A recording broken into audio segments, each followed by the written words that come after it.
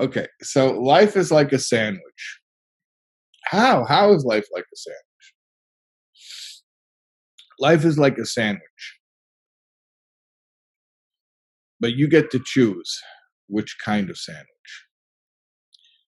The word sandwich itself, by the way, where does it come from? The Earl of Sandwich. You know who the Earl of Sandwich was? He was some English aristocrat, and he invented sandwiches because he was a big Bal Taiva. He had two taivas that he loved. He loved to eat greasy lunch meat, and he loved to play cards. And Nebuch, his two taivas, his two favorite taivas in the world, were not compatible. Because when you're eating the greasy lunch meat and then you're playing cards, so the cards get greasy. So he was like, this isn't good. What can I do? So he invented the sandwich because he would basically just use the bread. He was like, this is perfect. You take the bread and you grab the meat with the bread. Now you don't get your hands greasy and you play cards. So basically the whole idea of the sandwich, the word sandwich, the origins of the word sandwich are about trying to figure out how to get as much, pleasure, luxury, convenience out of life, all crammed into one situation.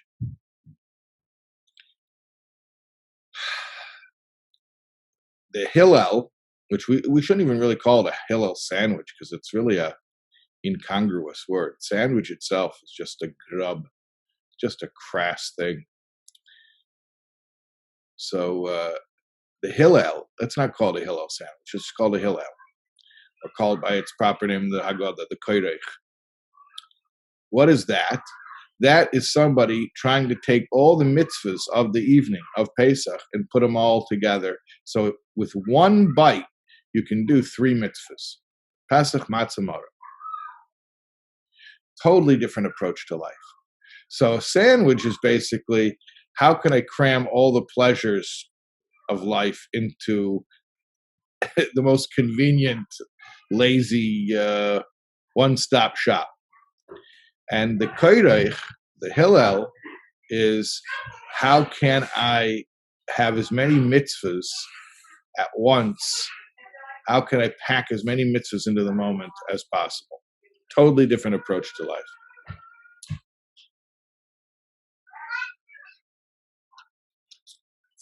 My kids just came upstairs.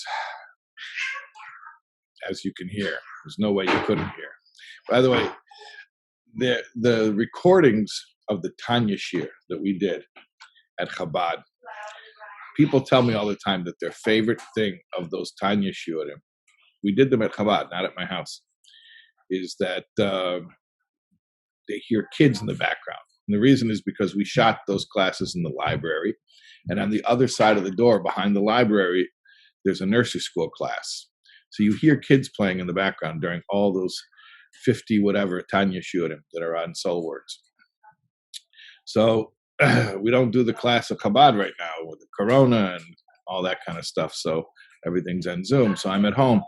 So I made sure that my kids should run upstairs and make noise in the background so that we could feel like we're at Chabad. That's my cover. I'm pretending. Anyways, no, I didn't have to ask them to do it. They just did it spontaneously. Continuing regarding the Hillel, which we're not going to call the Hillel sandwich anymore. They're one of my favorite stories. And my kids all know this story because I tell it at least once a year, usually twice a year. Okay, and you're going to figure out what 2 days a year I tell this story after I tell you the story. There was a chassid, a Lubavitcher chassid named Reb Hillel Parasher. Reb Hillel was he was a Rav. He was a very respected Talmud Chacham. He was an extremely pious individual. To talk about the greatness of Reb Hillel, I mean, the way I could probably sum it up is like this. The Tzemach Tzedek used to say that I have 2 chassidim who are half a chassid, because they're half chassid, half rebbe. And that one was Hillel Paritcher, and the other one was Isaac Hummeler. The Tzemach Tzedek said that Hillel Paritcher and Isaac Hummeler were both half rebbes. Anyways, Hillel Paritcher was a rav in the town of Babrusk. It's a town that had chassidim and a town that had not chassidim. So the story is that one year there was this wealthy man there in town who procured a mohudadike esrog. Now remember, in those days, getting an esrog was much more difficult. So today, if somebody has a really fancy esrog, that means he spent $100 more than everyone else in shul. Okay, $200 more than everyone else in shul. In those days, a mahudadike esrog, to really have an esrog, a nice one, a special one, that meant that serious cash. So there was this wealthy man who had a special esrog, and there was no other esrog like this in town. It was just in a different league. So the first morning of Sukkot, meaning the first day of Yom Tov, this rich man, he gets up and he sees that Reb Hillel is standing on his doorstep, and it's dawn. And he sees Hillel, seems like he's been there for a while. So the rich man asks Reb Hillel, "What are you doing here?" And Reb Hillel says, "I wanted to know if you would allow me to do the mitzvah of lulav with your esrog, your very special esrog." So the rich man says, "Yeah, sure, go ahead." And then the rich man goes to shul. Now the rich man went to a different shul because there was a Chassidish shul and there was the non-Chassidish shul. So Reb Hillel was the rav from the Chassidish shul. So this the wealthy man goes on to shul, and he's talking the whole time about how Reb Hillel was so pious. Can you believe that? He was standing on my porch. He had clearly been there since the middle of the night, and he was standing there for no other reason than he just wanted the opportunity that as soon as it turned dawn to be able to use my esrog. What a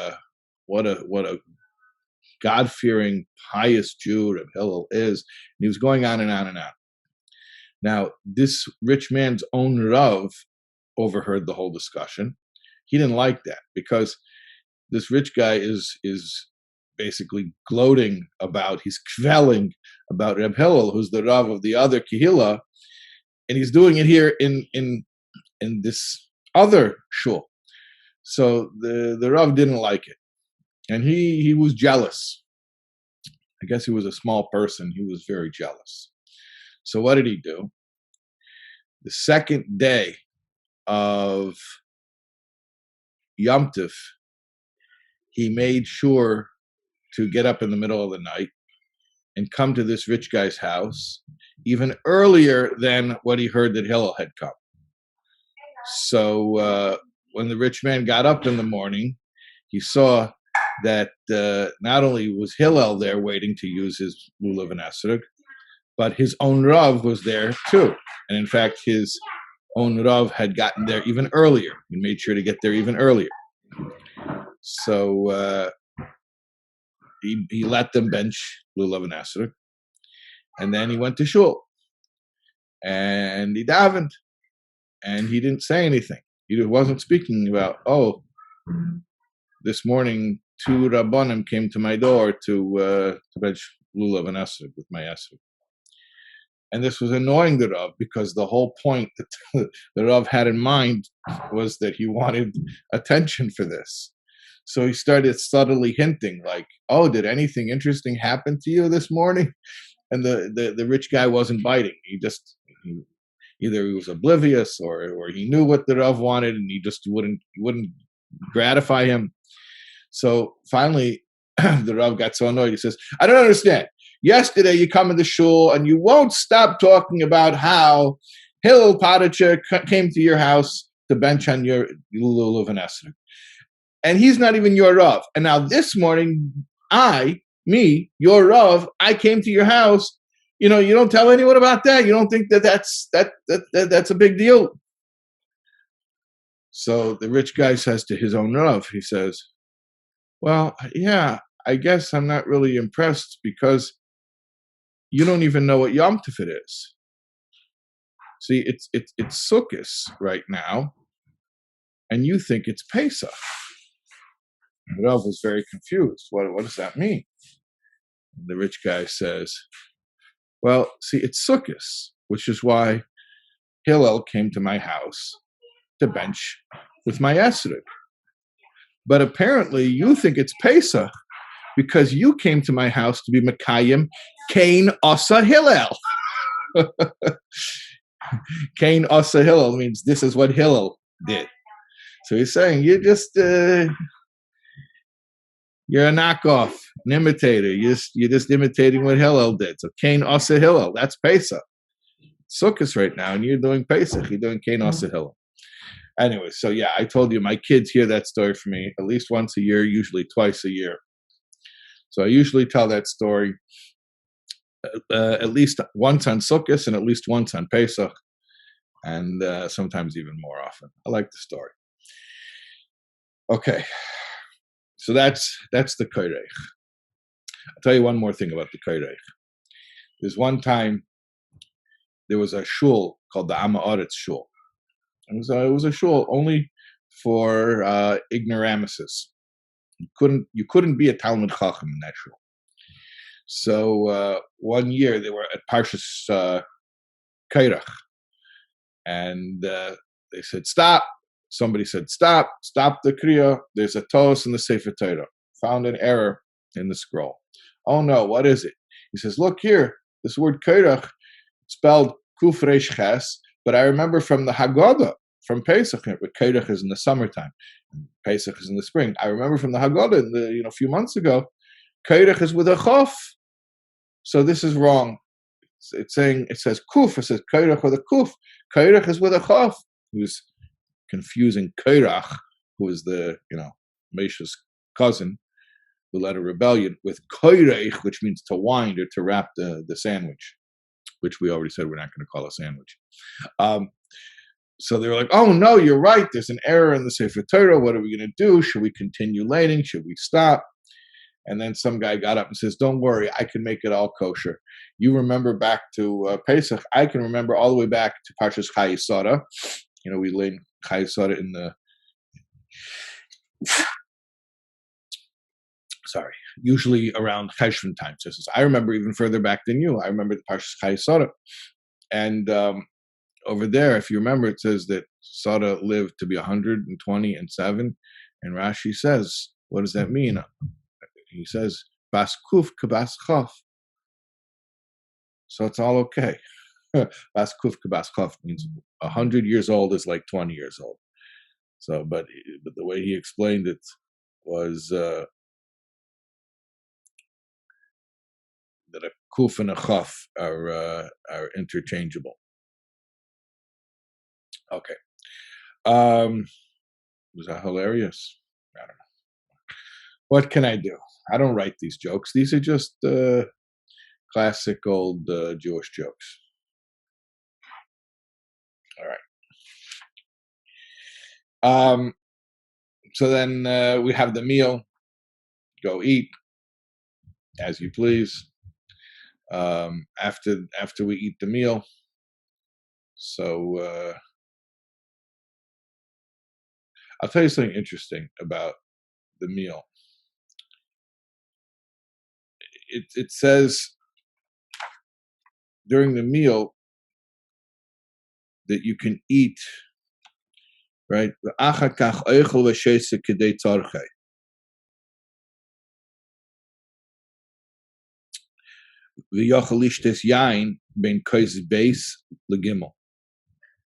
So V'Shulchan Aruch, it says you're able to drink wine between the second and the third cup.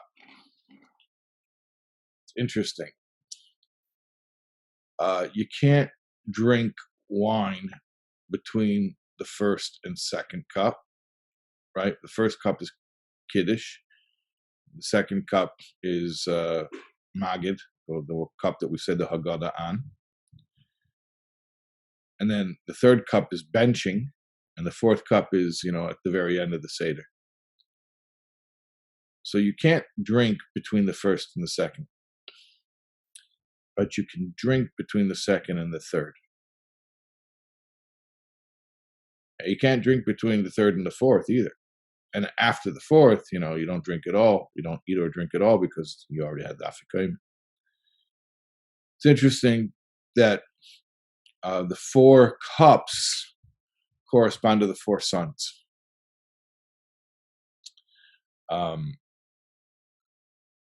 So the four sons is the wise son, the wicked son, the simple son, and the one who doesn't know how to ask. So it's interesting, if the four sons correspond to the four cups,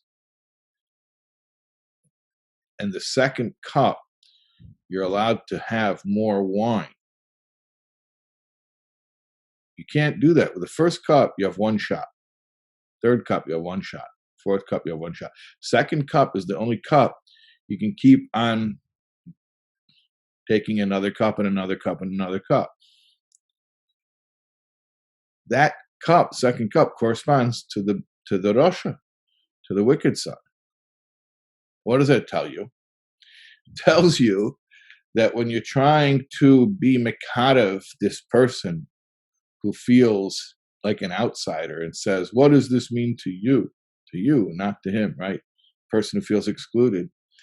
We have as many shots as we need to take. Don't say, well, I invited him, he didn't come. Well, I tried to be nice to him, he didn't like it. The second cup, keep going at it until you get it right.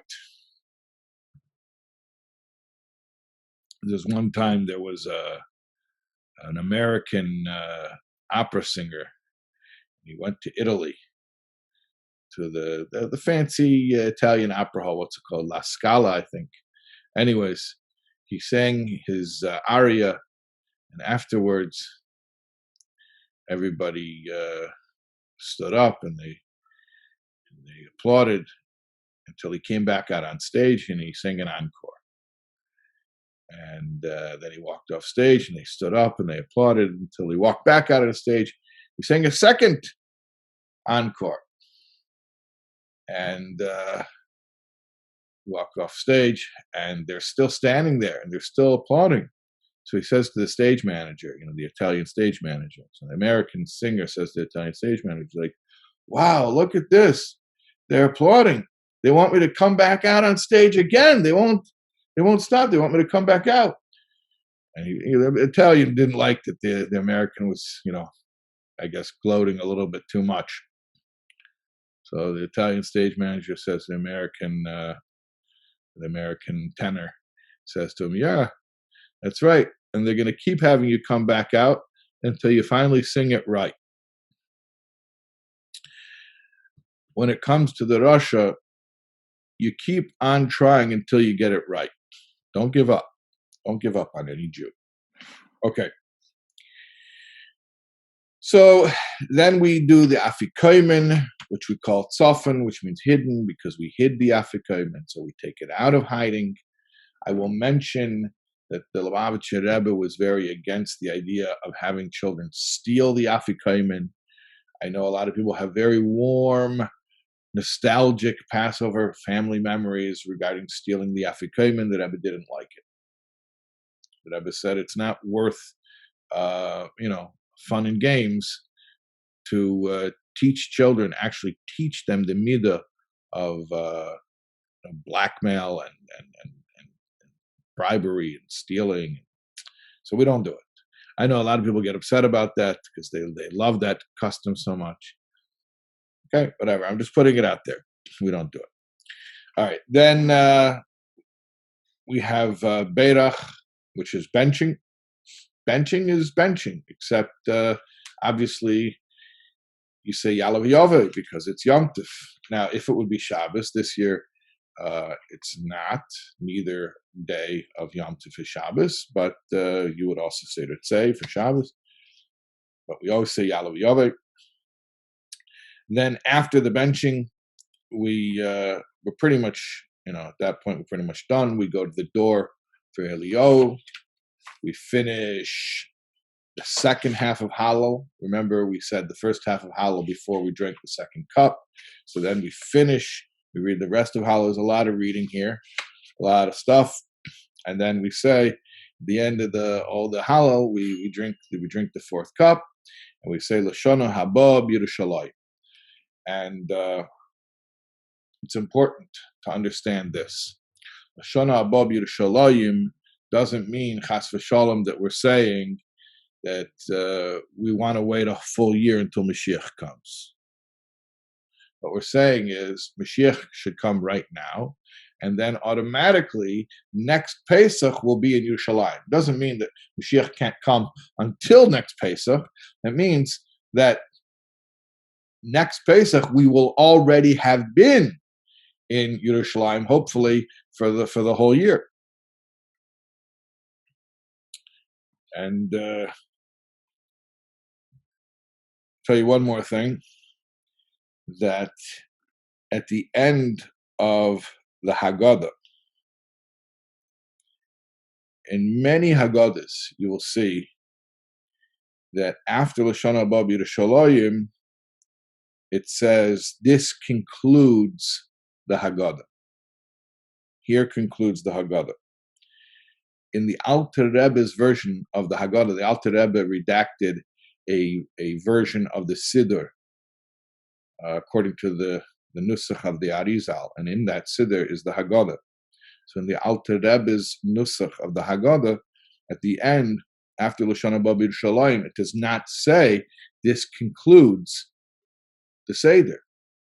Why doesn't it say this concludes the Seder? What, you have to sit there all night? What are you supposed to do? Where are you supposed to go? So Chassidus explains that the reason that the Alter Rebbe intentionally did not write this concludes the Seder is because the Seder is supposed to continue all year long.